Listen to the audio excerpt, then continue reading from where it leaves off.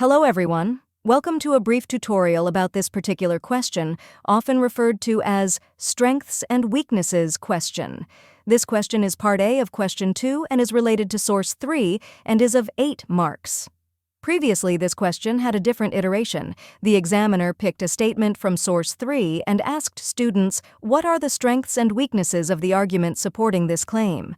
However, now he asks students to look at the source 3 as a whole and asks students to outline the strengths and weaknesses of the research outlined in source 3. So how to attempt this question?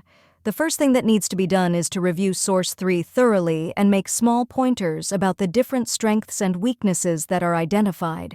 A proper analysis should make it clear whether the research has more strengths or weaknesses, and the response can be formed accordingly. Let's look at a sample response which can further clarify things. The research has more weaknesses as compared to strengths.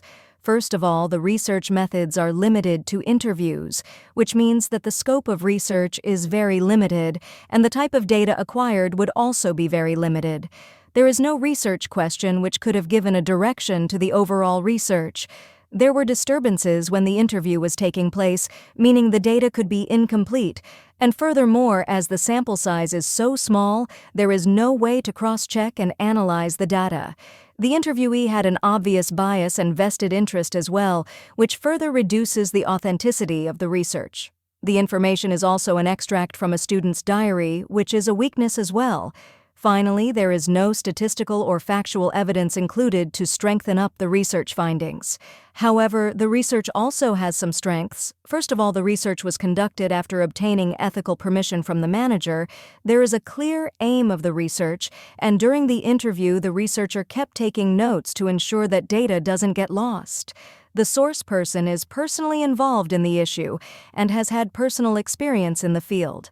There is also a quotation added from the interviewee which adds to the strengths of the research.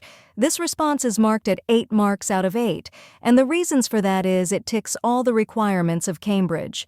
If you follow the same routine, there is no reason you can't get full marks in this question.